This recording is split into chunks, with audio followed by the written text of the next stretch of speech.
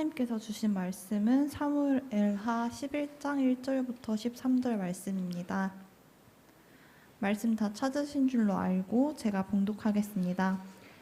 그 해가 돌아와 왕들이 출전할 때가 되매 다윗이 요압과 그에게 있는 그의 부하들과 온 이스라엘 군대를 보내니 그들이 암몬 자손을 멸하고 랍비를 에워쌌고 다윗은 예루살렘에 그대로 있더라. 저녁 때에 다윗이 그의 침상에서 일어나 왕궁 옥상에서 거닐다가 그곳에서 보니 한 여인이 목욕을 하는데 심히 아름다워 보이는지라.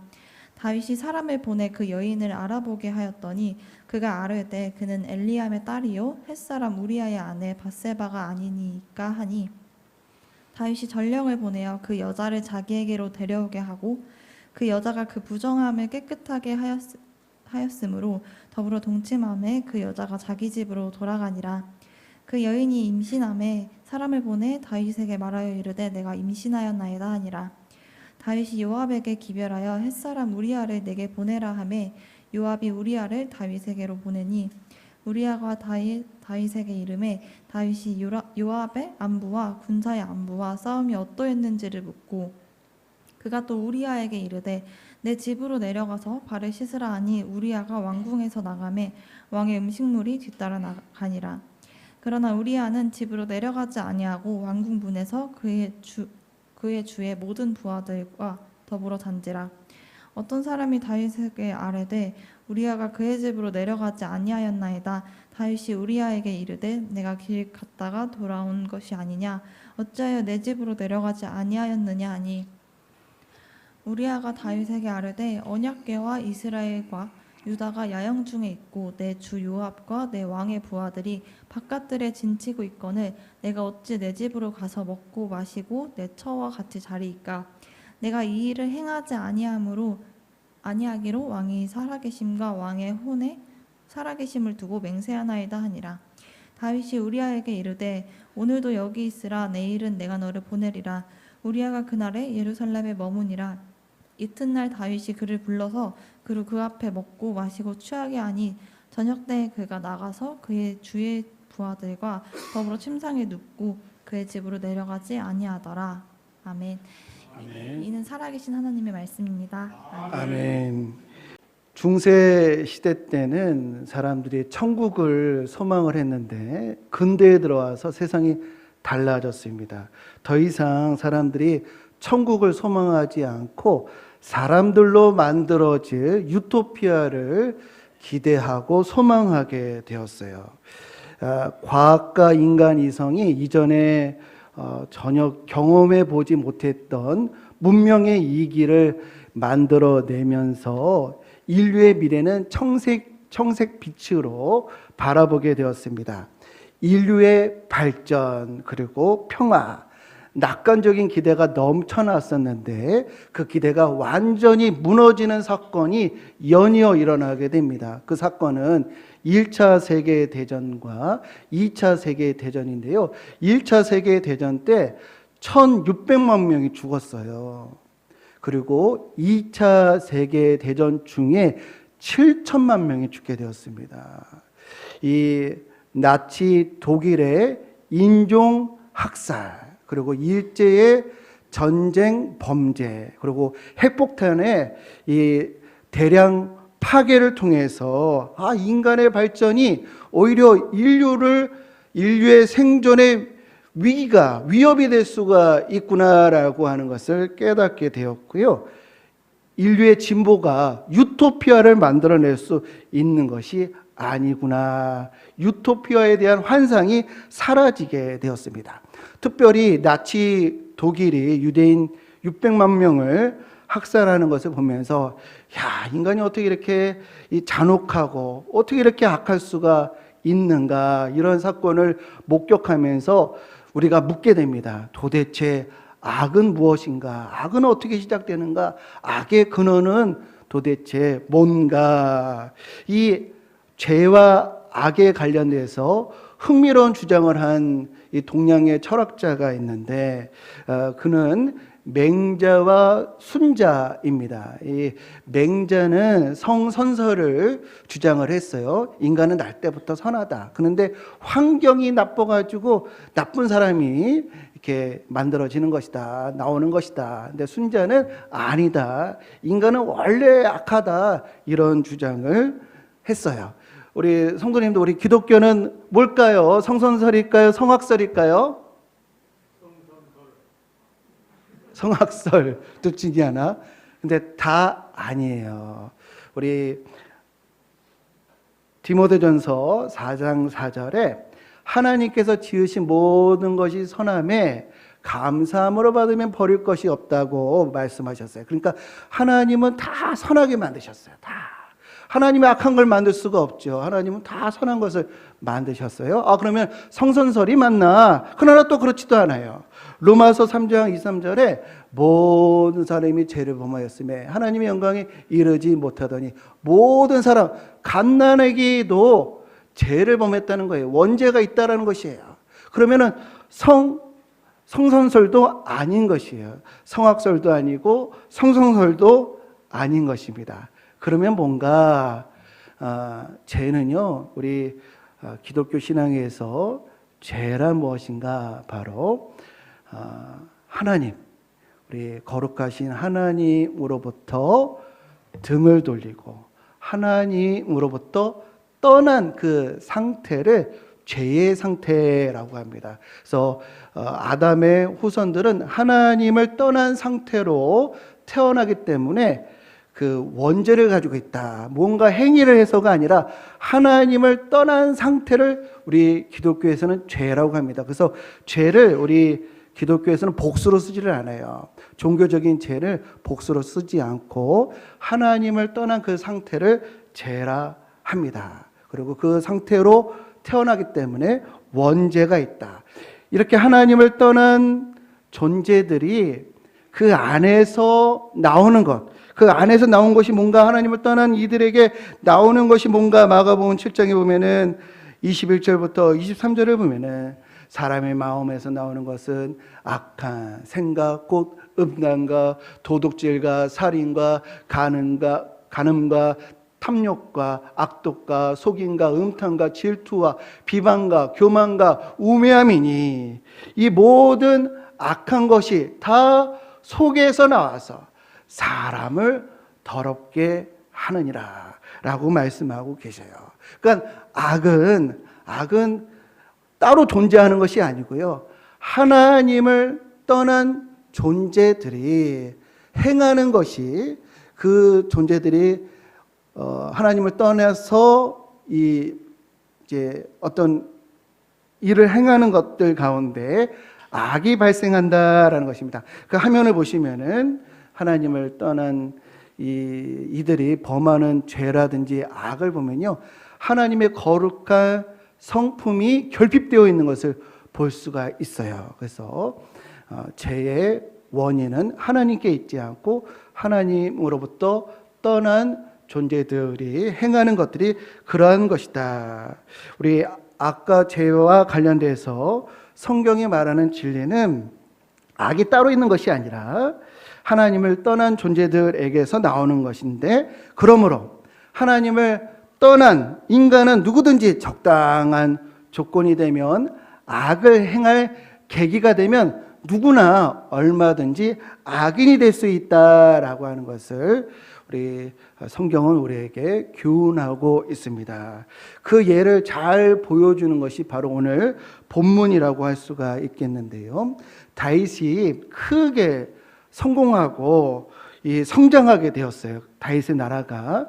뿐만 아니라 사무엘하 7장 16절을 보면은 하나님께서 내 나라와 내 집과 내 모든 것이 내 앞에서 영원히 보존되고 내 왕위가 영원히 견고하리라. 무슨 말씀이냐면 하나님이 안전을 보장해 주고 또 형통을 보증해 주신다는 거예요. 그렇게 하나님께서도 그들의 이 다윗의 형통을 보장해 줄 정도로 다윗의 전성기가 열리게 되었습니다. 오늘 우리가 읽은 우리 사무엘하 11장의 말씀들은 바로 이 다윗의 전성기 때 있었던 일인데, 오늘 1절을 보면은 그 해가 돌아와 왕들이 출전할 때가 되매라는 말씀이 있는데요.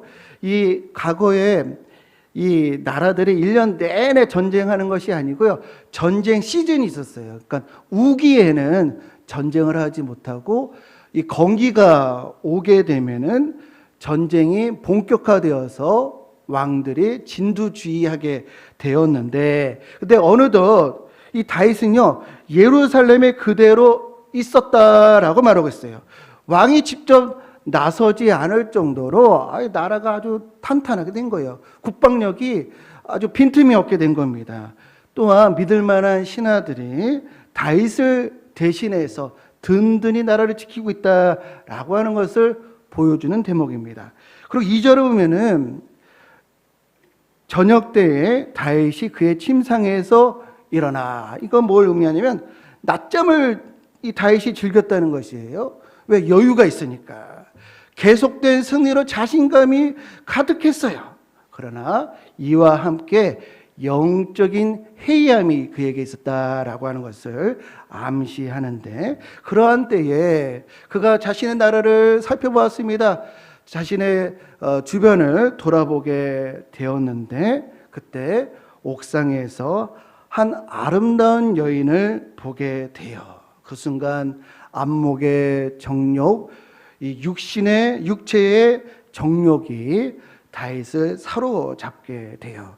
그 즉시로 다윗이 저 여인의 신상을 조회해봐라 이렇게 시키죠. 이 당시의 왕은 자신이 원하는 처녀들은 얼마든지 아내로 삼을 수 있는 권한이 있었습니다.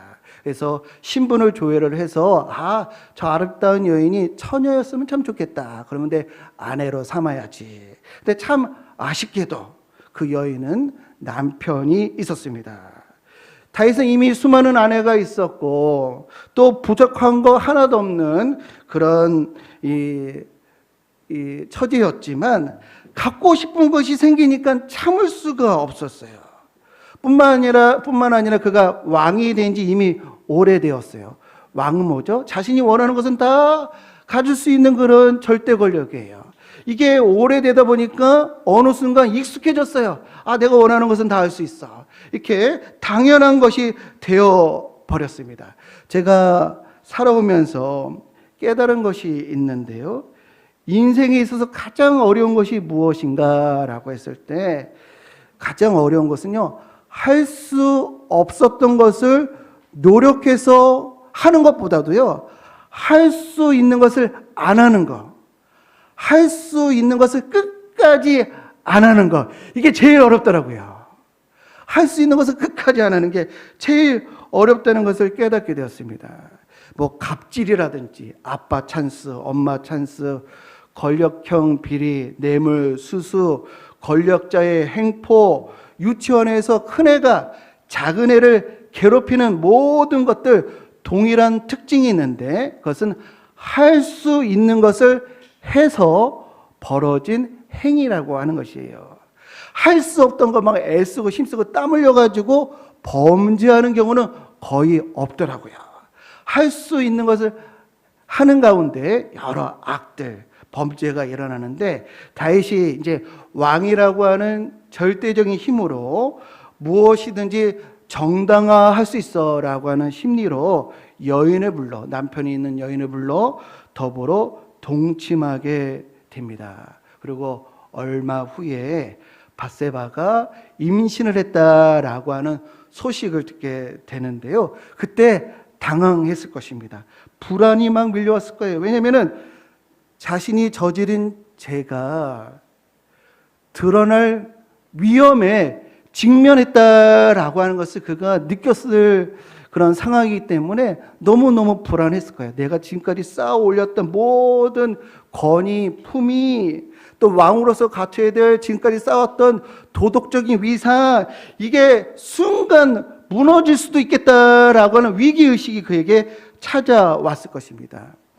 어느 회사에 존경받는 CEO가 있었어요. 그는 어렸을 때 참 불행한 환경 속에서 성장을 했지만 모든 불리한 조건을 극복을 하고 자신의 꿈을 이룬 입지전적인 인물이었습니다. 그래서 방송에도 출연을 하고 자신의 삶의 소재를 가지고 드라마까지 만들어지는 존경받는 재계의 리더였어요. 그런데 어느 날 충동적인 실수로 해산의 직원과 부적절한 관계를 맺게 되었고 그 직원이 임신을 했다고 하는 소식을 듣게 되었어요.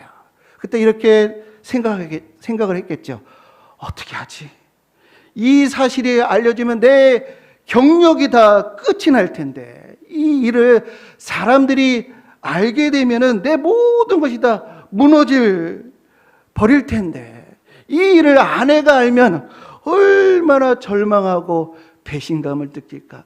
내 자녀들이 이 일을 알면 얼마나 부끄러워할까? 얼마나 실망할까? 학교에서 얼마나 부끄러움을 당할까? 우리 부모님들은 얼마나 마음을 아파할까? 또 주변에서 나를 얼마나 위선적으로 거짓된 사람으로 조롱할까?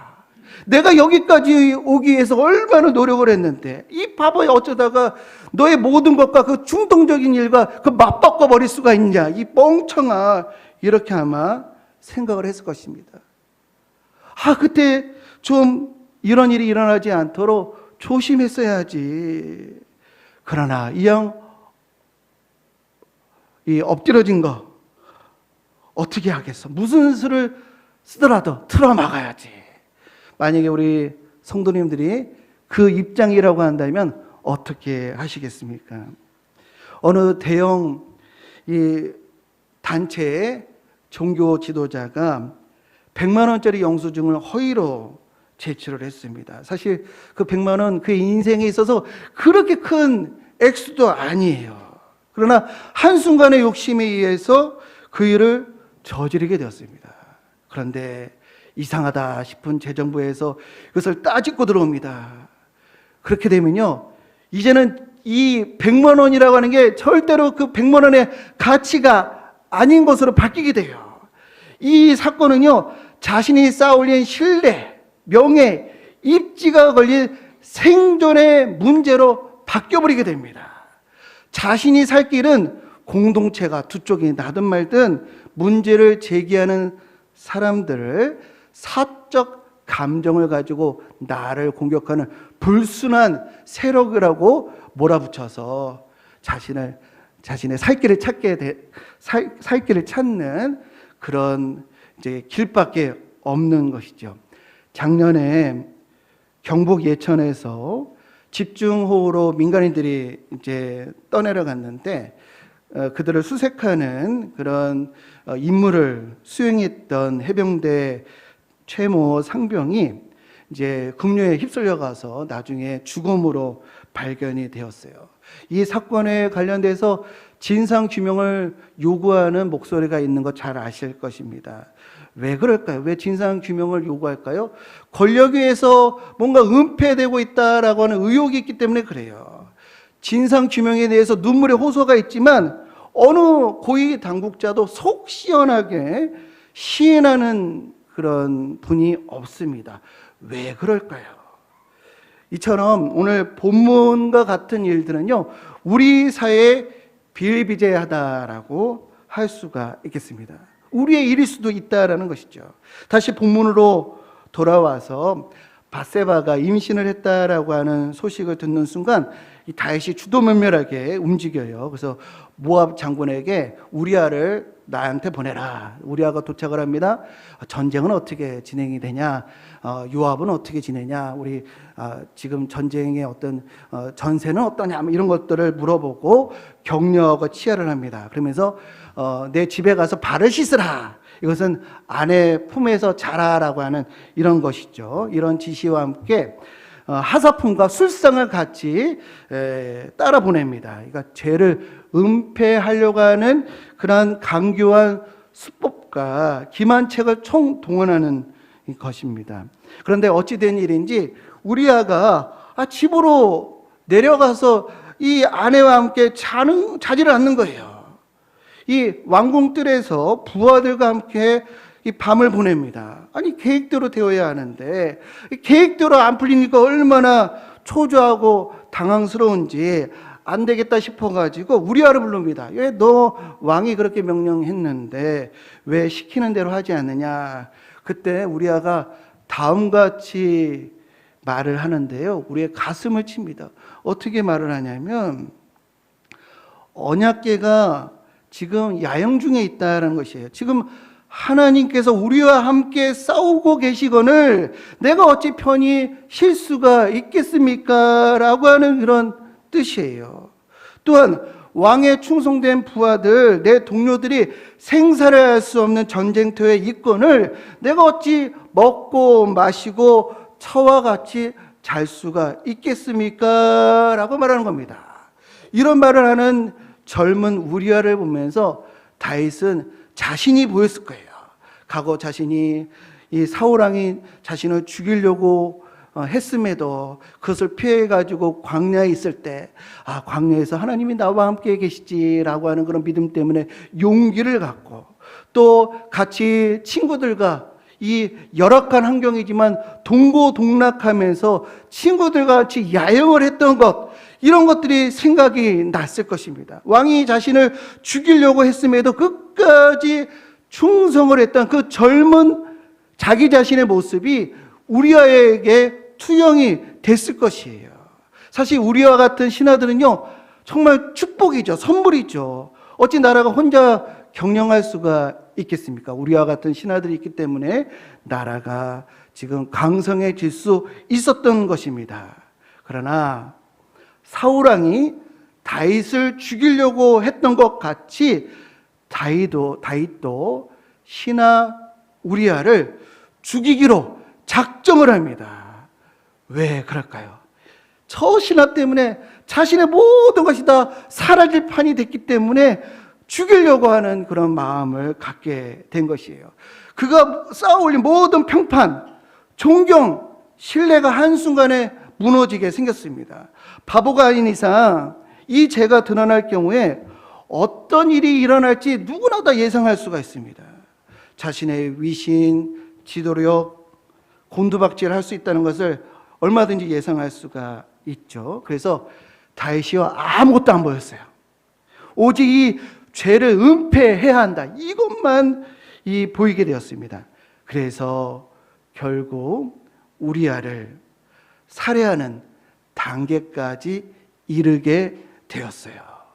성군 다윗마저 파렴치한 범죄를 저지르게 되었습니다. 우리는 비로소 깨닫습니다. 아, 그래서 예수님이 이렇게 기도하라고 하셨구나. 우리를 시험에 빠지지 않게 하시고 악에서 구하소서라고 우리에게 당부하시면서 이렇게 기도하라고 하셨구나. 그런데 아니, 성군 다윗도 시험에 빠지는데 우리가 과연 시험을 이길 수가 있겠는가? 그런데요, 야고보서 1장 13절에서 15절 말씀을 보면은 시험에 관련돼서 귀한 말씀이, 진리의 말씀이 담겨져 있는데요, 이렇게 말씀하십니다. 사람이 시험을 받을 때에 내가 하나님께 시험을 받는다 하지 말지니 하나님은 악에게 시험을 받지도 아니하시고 친히 아무도 시험하지 아니하시느니라. 오직 각 사람이 시험을 받는 것은 자기 욕심에 끌려 미혹됨이니 욕심이 잉태한즉 죄를 낳고 죄가 장성한즉 사망을 낳느니라. 하나님은 아무도 시험하지 않는다는 거예요. 시험 받을 때 왜 하나님은 나에게 이런 시험을 주시지? 그러지 말라는 겁니다. 시험을 받는 이유는 세상에 대한 욕심 때문에 그렇다는 것이에요. 그러면 이런 욕심에서 오는 이 시험을 우리는 어떻게 이길 수가 있는가? 야고보서 1장 12절에 이렇게 말씀하고 계십니다. 시험을 참는 자는 복이 있나니 이는 시련을 견디어낸 자가 주께서 자기를 사랑하는 자들에게 약속하신 생명의 면류관을 얻을 것이기 때문이라 라고 말씀하시는데요, 시험을 참는 자는 누구라고 하죠? 하나님을 사랑하는 자들이 시험을 참을 수가 있다, 이겨낼 수 있다라는 것입니다. 시험을 이겨낼 수 있는 자는 누구인가? 세상 것보다 하나님을 더 사랑할 때 시험을 이길 수 있습니다. 디모데전서 6장 17절에 이렇게 말씀하고 계셔요. 내가 이 세대에서 부한 자들을 명하여 마음을 높이지 말고, 즉 명예에 마음을 두지 말고, 정함이 없는 재물에 소망을 두지 말고, 즉 물질에 재물에 또 마음을 두지 말고, 오직 우리에게 모든 것을 후히 주사 누리게 하시는 하나님께 두라. 명예와 재물보다 하나님을 더 사랑하라는 것이에요. 그러면 시험에 이길 수 있다라고 하는 것인데요. 한마디로 좋은 것을 가져야 손에 쥔 것을 놓을 수 있다는 거예요. 세상에 대한 물질과 명예에 대한 그런 열망보다도 하나님을 더 열망하면은 이런 시험이 아무것도 아니게 된다라고 하는 것인데요. 본문으로 돌아와서 우리 우리아가 죽었다라고 하는 소식을 들어요. 아, 이 일이 잘 은폐가 됐구나. 그리고 밧세바를 아내로 삼고 아들까지 낳게 됩니다. 그렇게 해서 모든 일이 잘 됐구나, 이렇게 안도하고 있을 때 어느 날 나단 선지자가 다윗에게 찾아와서 이렇게 얘기합니다. 엄청난 부자가 가난한 자의 하나밖에 없는 것을 빼앗아 가지고 이렇게 저렇게 했습니다 라고 했을 때 다윗이 경로를 합니다. 노바대발합니다. 그러면서 여호와의 살아계심을 두고 내가 맹세하노니 이런 자를 살려둘 이유가 없다. 그때 나단 선지자가 이렇게 얘기합니다. 당신이 그 사람이라. 당신이 그 사람이라. 그때 다윗이 꼬꾸라집니다. 그리고 만천하에 자신의 죄를 시인합니다. 우리가 여기서 의문을 좀 가져야 돼요. 아니, 살인까지 교사한 절대 권력이 일개 선지자가 죄를 지적했다고 이 자신의 죄를 시인한 것이에요. 아니, 왜 그랬을까? 애당초 다윗이 우리아를 이 제거하기로 결심한 이유가 무엇일까요? 자기가 쌓아놓은 명성, 권위, 존경, 이게 실추되는 것, 상실하는 것 막기 위해서 그동안 다윗이 어떻게 살아왔어요? 다윗이 쌓은 업적, 이거 생명을 걸고 열정을 바쳐서 모든 젊음을 바쳐서 그가 만들어 놓은 것인데 그거 지키기 위해서 살인까지 감수한 것이거든요. 근데 일개 목사의 설교에 이 죄를 시인한 것이에요. 다윗은요, 예상했어요. 아, 나의 치부가 드러나면 어떤 일이 일어날까? 누구나 다 예상할 수 있어요. 나의 잘못, 나의 죄, 치부가 드러나면 어떻게 될까? 다 관계성을 다 생각하게 돼요. 당사자들, 그 가족들은 나를 어떻게 대할까? 우리 주변에 있는 사람들은 어떻게 될까? 이런 걸 다 우리는 예상하게 됩니다. 그리고요, 다윗이 자신의 치부가 드러날 때 그 일어날 그 예상했던 일들, 이게 고스란히 성경을 보니까 다 일어나는 것을 볼 수가 있어요.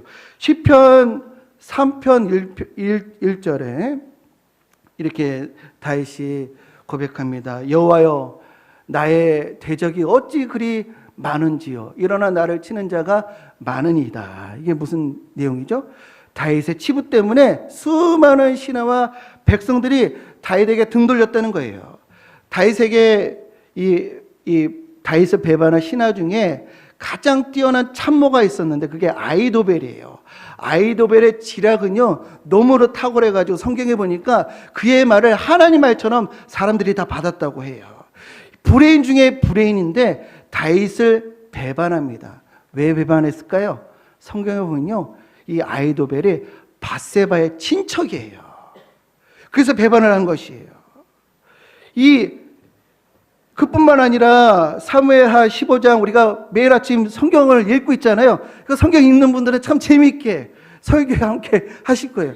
사무엘 15장 30절에 보니까 다윗이 어떻게 도망을 가냐면요, 그냥 이 맨발로 울면서 막 가는 거예요. 이거 엄청난 치욕과 굴욕을 당하고 있습니다. 더군다나 16장 7절에 보니까 시므이라고, 이게 이제 사울이랑 같은 지파예요. 그가 이렇게 얘기합니다. 야, 저주를 하면서 피를 흘린 자요, 사악한 자요, 가거라 가거라, 돌을 던지고 먼지를 날립니다. 대적에게 조롱을 당하는 거예요.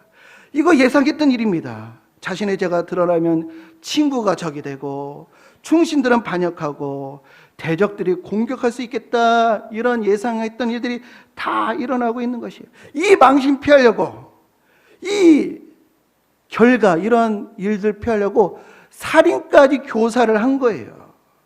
물불을 가리지 않고 죄를 은폐하려고 했던 것입니다. 그런데 이제 와서 은폐가 아니라 자백을 하다니, 왜 어떻게 이런 일이 벌어졌는가? 이 다윗은요, 이 나단 선지자의 비유 가운데 자신의 죄를 객관적으로 볼 수 있게 되었어요. 그리고 자신의 행위가 얼마나 가증하고 심각한지를 깨닫게 되었습니다. 이것은 성령의 역사입니다. 성령께서 다윗의 마음을 두드린 거예요. 근데 만약에 그 순간까지도 죄를 은폐하려고 했다면 그것은요, 하나님을 완전히 버리는 것이었어요. 하나님을 완전히 버리는 그런 선에 있었던 것이었습니다. 하지만 다윗은요, 내 죄가 만천하에 드러나더라도, 자신이 쌓은 모든 명예와 업적이 다 사라진다 할지라도, 반대자에게 크게 비방을 받는다 할지라도, 사람들에게 버림을 받을지라도, 세상의 모든 것을 잃을지라도 하나님을 버릴 수 없어서 그 순간 죄를 시인한 것입니다. 다시 말해서 그가 가진 모든 것보다 하나님을 사랑했기 때문에 회개할 수 있었고 악에서부터 구원받을 수 있었던 것입니다. 그렇습니다. 우리 성도님들, 우리 회개는요, 죄가 있어서 하는 것이 아니고요, 하나님을 정말 사랑하는 이들이 회개할 수 있는 것입니다. 다윗이 회개할 때 그때 지은 시편이 바로 51편이에요.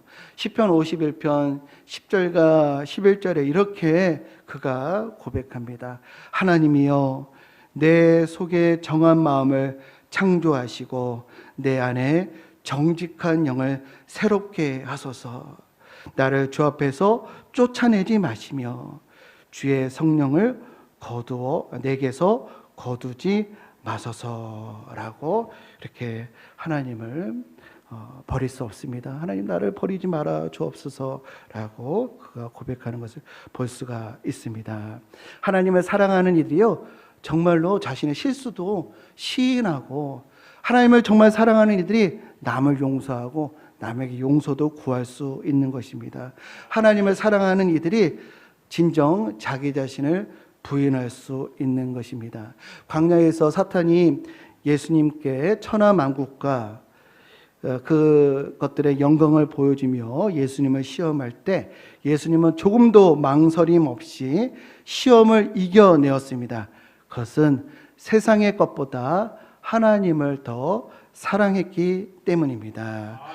앞으로 우리 앞에 끊임없는 욕심과 세상을 향한 마음이 일어날 수 있는데요. 그러나 세상의 명예, 재물보다도 하나님을 사랑할 때 시험에서 이길 수 있는 줄로 믿습니다. 혹 시험에 넘어지더라도 하나님을 사랑할 때 악에서 구출받을 수가 있어요. 악에서 구원받을 수가 있는 것입니다. 온갖 좋은 것과 온전한 선물이 다 하늘로부터 온다고 했어요. 하나님이 모든 좋은 것의 근원이신데 하나님을 사랑하지 않고 세상의 것을 사랑해서 욕심이 잉태하여 죄를 낳고 죄가 사망을 낳는 이런 어리석은 길로 가지 않도록 우리 인생과 우리 권속들을 지켜내는 저와 우리 모든 성도님들 되시기를 주님의 이름으로 축복합니다. 요한 1서 2장 17절 말씀, 이 세상도 그 정욕도 지나가되 오직 하나님의 뜻을 행하는 자는 영원히 거하느니라.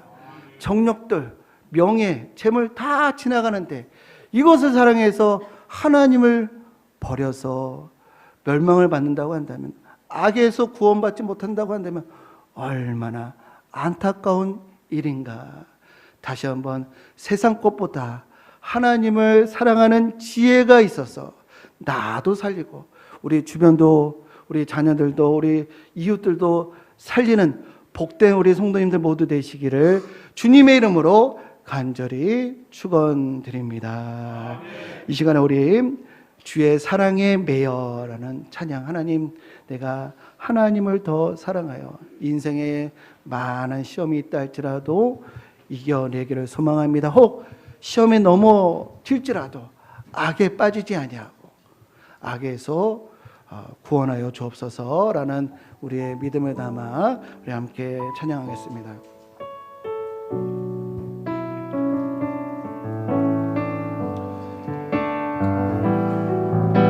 오직 주의 사랑에 매여 오직 주의 사랑에 매여 내 영 기뻐 노래합니다.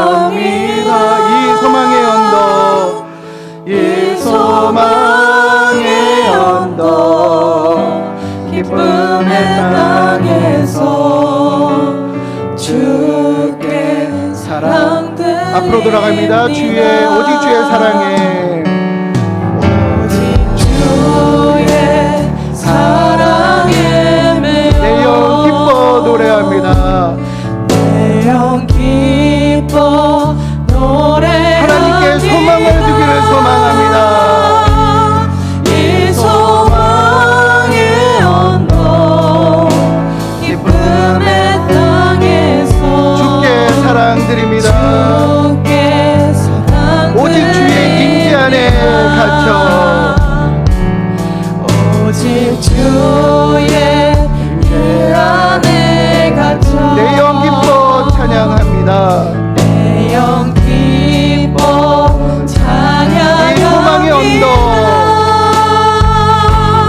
이 소망의 거룩한 땅에서 주께 경배드립니다. 거룩한 땅에서 주께 경배드립니다.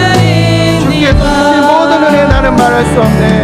주께서 주신 모든 은혜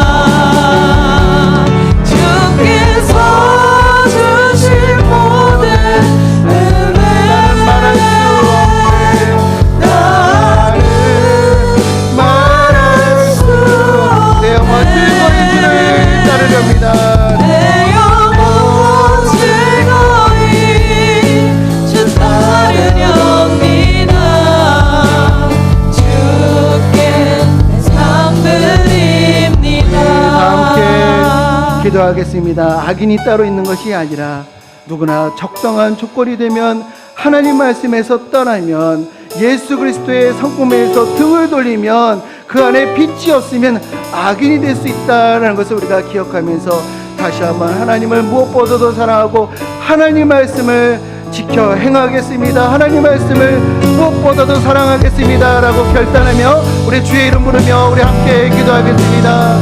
주여 하나님 아버지, 우리 안에 하나님 육신의 정령, 안목의 정령, 인생의 자랑이 하나님 실수 없이 우리에게 찾아오며 우리를 시험들게 하지만 하나님 아버지, 세상의 것보다 하나님을 더 사랑하여서 세상의 정령을, 세상의 시험을, 세상의 것을 이겨낼 수 있는 저희들 될 수 있도록 인도하여 주옵소서.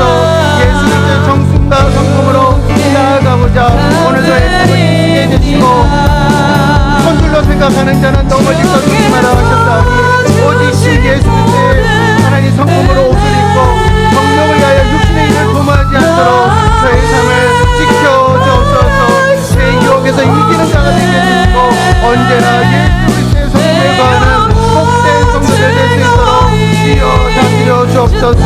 이 세상의 것도 이 정령도 지나가는데 하나님 넘어질 것에 하나님 아버지 마음을 뺏겨 거룩하신 영혼을 주신 하나님을 놓치는 일이 없도록 주여 인도하여 주옵소서. 정령이 우리를 서로놓지 못하도록 해가 우리를 살피지 못하도록 항상 말씀과 기도로 깨어있게 해주시고 하나님 언제나 지혜로운 선택을 할 수 있도록 주여 도와주옵소서.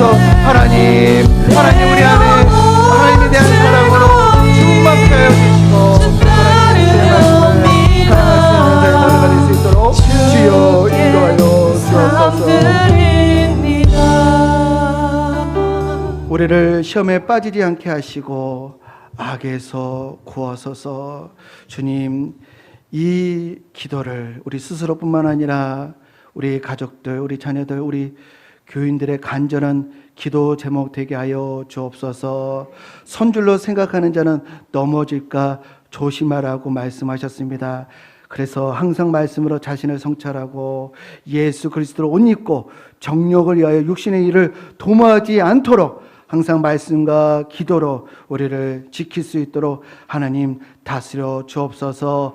어떤 시험도 하나님을 사랑할 때 넉넉하게 이기게 될 줄로 믿습니다. 하나님, 지나가고 썩어질 것에 마음을 두는 것이 아니라 영원하신 하나님, 가장 좋은 것을 주시는 하나님, 우리를 위해서 독생자를 주시기까지 사랑하시는 하나님을 선택하고 사랑하는 저희 모두가 될 수 있도록 주님 다스려 주옵소서. 이제는 진리와 생명이신 예수 그리스도의 넓으신 은혜와 독생자마저도 아낌없이 되어주신 아버지 하나님의 사랑하심과 언제나 의로운 길로 인도해 주시는 성령 하나님의 감동, 감화, 역사, 교통하심이 세상 무엇보다도 하나님을 사랑합니다 고백하며 나아가는 하나님의 백성들 머리머리 위에 그 가정과 기업과 이 나라와 이 민족 위에 영원토록 임하시기를 간절히 축원하옵나이다.